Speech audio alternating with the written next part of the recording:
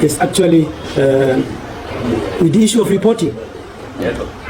The issue of reporting has never been, fair to us as Fulanis. The issue of profiling, we have been profiled, and it has been circulated, and circulation of every news actually depends on journalists. Like other speakers have said, all ethnic groups have criminals, but these criminals have never been addressed by the specific name of their ethnicity or ethnic groups. But Fulanis have been singled out of the 500 ethnic groups that comprised Nigeria to be named Fulani herdsmen, Fulani killers, Fulani terrorists. You have not been fair to us. Every news that ever been circulated was circulated by the journalist. This, we are asking you for fairness. We are asking you, requesting you to be just and fair in your reporting. Terrorists, killers, who pretend to be headers have been terrorizing that area. But that is not a justification for jungle justice. I'm on top of it because I happen to be the legal advisor to the Edo North Vigilante Association, and I'm from South Sibi. I'm aware of the issues of insecurity, killings by criminals. Let's stop calling them Fulani. Let's call them killers, criminals, please. Now, so a lot of criminals have taken over the area in Edo North, and the government cannot say they are not aware about that. I think the Edo State governor, I must first of all congratulate him on the victory at the tribunal. I want to also commend him for the steps he took. Some persons are criticizing him, but my position is that the temperament, we must agree to this fact, between the average Northerner and the average Southerner. The difference is clear. They are highly temperamental. In those days, they would have been reacting. But the immediate action of the governor doused tension, visiting the governor of the states affected, visiting the immediate families of the bereaved, doused tension seriously. And that's why we've not seen reprisal attacks. That is why up to now we have not seen reprisal attack. We've been hearing that some Northerners are preparing a reprisal attack in Edo State. Well, I want to disregard most of this, because if anyone is supposed to come, it should be coming from the DSS. It should be coming from the Nigerian Intelligence Agency. It should be coming from the police. And then again, the DSS cannot say they are not aware of such posts. They have not reacted, and that is wrong. They should be able to tell Nigerians that this is not true. And then there is nothing like that. It's causing unnecessary tension in Edo State. Well, I'm happy that those involved have been arrested.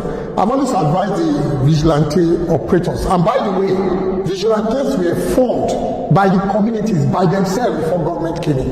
When Edo State government, after the inauguration of the current governor, he disbanded vigilante, set up an Edo State security network. Now, that is a good one. But the person he put in charge, I must say openly, is not right, is not the right person for it. We have practiced, we know him. There are a lot of qualified, objectively qualified ex-servicemen. Is that not the person that has now been removed? That is the person that has been removed. I've been criticizing him right from time. It's like those who advise the governor to appoint him did not advise him properly. Immediately he came in, he said, all your arms, bring them. And we have had the current director of DSS say it openly, that look, there are some arms you can have, and you can defend yourself. Take note that this is not a justification for what they did in Rome. What they did in Rome is not a self-defense. They attack churches, attack mosques, attack commuters, extort money from farmers. Farmers have to pay fines and taxes to go to farms. Their activities has destroyed agriculture in northern part of Nigeria. Their activities have destroyed cattle rearing in northern Nigeria. Their activities has destroyed education in northern Nigeria. Many schools are closed now.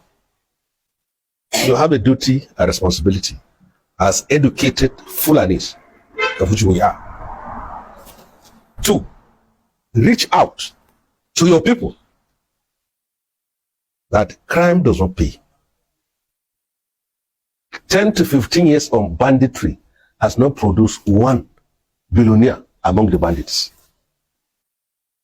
It has destroyed the life of Fulani. It has even destroyed the image and reputation of Fulani people. Because every Fulani that is seen now is being seen to be a bandit. They are Fulani doctors. They are Fulani lawyers. They are Fulani engineers. They are Fulani architects. They are Fulani professors all over Nigeria. They are Fulani businessmen.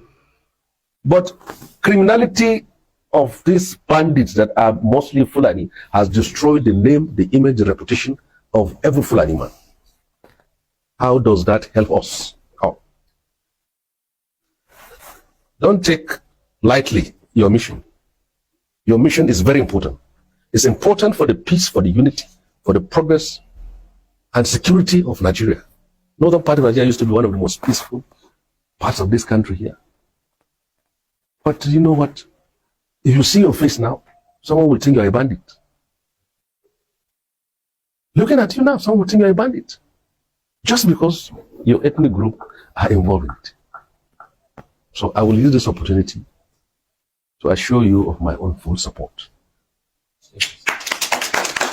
You should go to every nook and cranny, meet your people, tell them that we don't want banditry in northern Nigeria. We don't want kidnapping in northern Nigeria. We don't want their activities that has been destroying our image, our reputation as the people in northern Nigeria. So some would say on that note that almost every tribe feels marginalized at this point. Absolutely. So how would you reach out? Would you reach out in the same way to, say, the Fulani headsmen? I actually met a Fulani headsman on my way from Jalingo to Yola. Okay. During the election. I stopped, I saw him had like about 400 cows. And he was shocked, you know, and I called, I had an interpreter who was a policeman who was with us and said, can you please ask him what he needs? What is it? Why are you guys like this? And he said, look, it's not all Fulani headsmen that's violent. And I asked him what we had done for him to stop him from traveling 40 kilometers at a time with all these 400 cows. Would you prefer if we can put you somewhere? A ranch? He said yes. Oh, really? So, yes. Yeah, this was covered during the election. So I'd already met Fulani headsmen, and I would have met more of them. But you have to distinguish between the Fulani headsmen who have legitimate, you know, issues with how they raise their cow and what happens to farmers in the process of doing that. And those who are perpetrating criminal activities, we would have separated it. We deal with the crime first, and then we then have dialogue around how to ensure that those people who are walking around with their cows for forage are taken care of. And it was our proposal during the election that we'll have ranches across the country, not rural settlements. Okay, you stress that. These are different things. A settlement is a place that you are evacuating people from and putting in new people. And they come, you know, when you resettle people, you settle people somewhere, it comes with rights. You know, and some of those rights could be rights to land ownership. What the commercial ranching could have done is not to allow anybody to settle anywhere. You take your cattle into the ranch because the ranch is operated by someone else, you know, a group of persons, or even a third-party commercial enterprise. You know, you go in there, you register your cow. You know, in the US, they even have like numbers on cows, you know, and they have access to what is available because of the hydroponic. It's around water, and they graze. And after you're done, the place can also be a place for transaction, where people can come and buy the cow. So you don't have to move the cow to another place. And then sell your cow there. Other people will get into ranching. Exactly. I keep talking about Redeemed Church and Redeemed Church of God. I would love them to have a ranch. Okay. Because they eat a lot of cows in that place. Every year they have their Holy Ghost Congress.